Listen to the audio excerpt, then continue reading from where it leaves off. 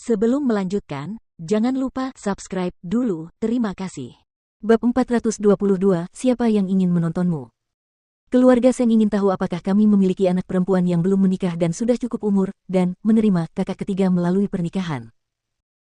Mu Kiki menatap Seng Xiao dengan kurang ajar. Keluarga Seng benar-benar berusaha mendekati setiap keluarga penting, bukankah keluarga Su dan keluarga Gu sudah cukup?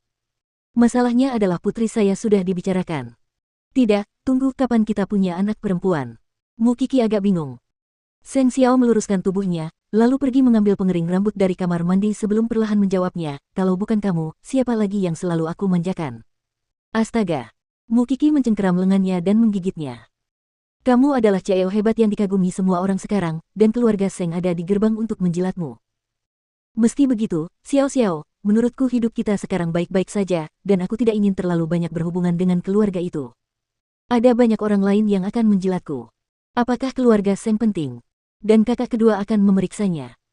Bukankah dia hanya mendatanginya sendiri untuk mempermalukan dirinya sendiri? Sementara itu, Mu Kiki menikmati kehangatan saat Seng Xiao mengeringkan rambutnya dan tertidur di atasnya. Meskipun begitu, Seng Xiao sudah terbiasa dengan hal itu. Dia hanya menurunkan pengering rambut dan menggesernya untuk memeluknya.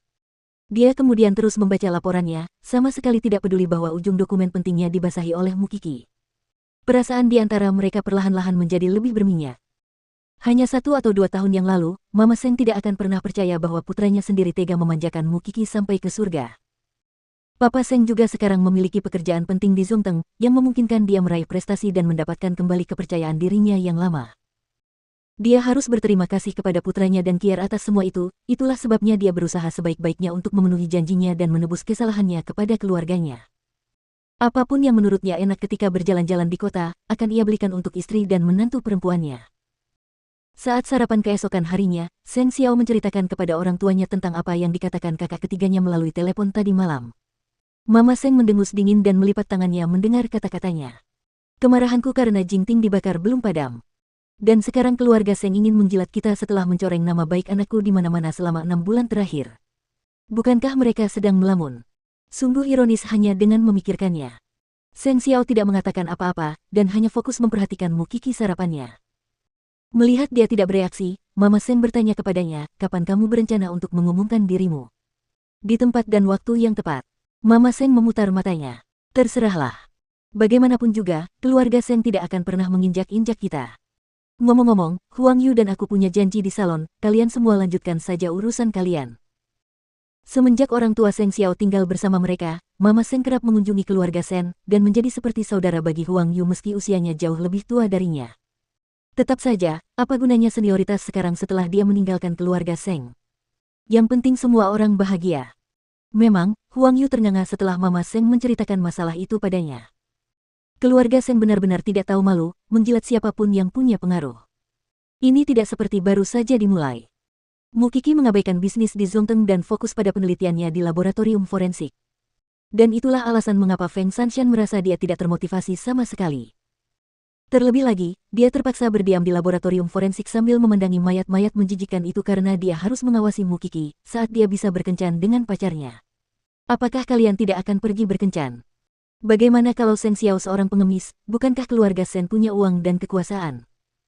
Sudah setengah tahun sekarang, jawab Mu Kiki sambil membersihkan luka mayat, apa yang kau dapatkan setelah mengawasiku begitu lama?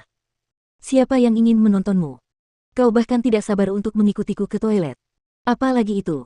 Mu Kiki bertanya pada Feng Sanshan sebagai balasan. Jadi, bagaimana? Keluarga Seng menyuruhmu mengawasiku, dan apa yang didapatkan Lao Seng dari itu? Feng Sanshan menatapnya dengan kaget. Meskipun Mu Kiki tidak banyak bicara, dia sebenarnya tahu segalanya. Ngomong-ngomong, Feng Sanshan, kamu akan segera kehilangan pacarmu jika terus mengikutiku seperti ini. Dia mungkin berpikir bahwa kamu mungkin seorang lesbian, tahu. Feng Sanshan merasakan kelelahan di hatinya mendengar kata-kata itu. Namun dia beruntung karena telah bersama pacarnya selama bertahun-tahun, dia akan bersedia mendengarkan jika dia memberikan penjelasan. Aku benci mengatakannya, tapi sulit bagimu untuk memahaminya karena kamu tidak berada di lingkunganku. Ketika orang kaya merasa kesepian, akan selalu ada seseorang yang bisa memuaskan mereka jika kamu tidak bisa. Jangan berasumsi bahwa semua orang sama menjijikannya denganmu, Mu Kiki. Kaulah yang merayu orang yang kau berutang budi dan merendahkannya menjadi sampah. Mu Kiki tidak mengatakan apapun, dan hanya menoleh menatap Feng Sanshan seolah-olah dia hendak tertawa. Setelah beberapa saat dia berbicara lagi, aku akan berada di lab seharian. Lebih baik kamu pergi berkencan, dan kamu akan menyalahkanku jika pacarmu benar-benar meninggalkanmu. Itu bukan urusanku. Apakah kamu tidak berpikir untuk mengganti kekasihmu sekarang setelah Seng Xiao menjadi seperti sekarang? Kamu baru berusia 19 tahun. Aku tahu kalian semua sangat ingin melihatnya tidak punya apa-apa dan akhirnya diusir oleh keluarga Sen, tetapi dia adalah lelakiku, dan aku akan selalu bersamanya bahkan jika dia tidak punya apa-apa lagi. Aku tidak perlu khawatir apakah aku akan mengganti kekasihku. Feng Sanshan melontarkan pandangan aneh ke arah Mukiki. Kemudian, dia benar-benar mengambil tasnya dan meninggalkan lab. Lagi pula, tidak mungkin dia kehilangan cintanya hanya karena uang Old Seng. Akan tetapi, saat ia menelepon pacarnya tersebut mengatakan bahwa ia sedang pergi keluar kota untuk bekerja. Tak berdaya, dia kembali ke lab. Tidakkah kau pikir pacarmu sedang bersama seorang wanita cantik saat ini? Diamlah, Mukiki.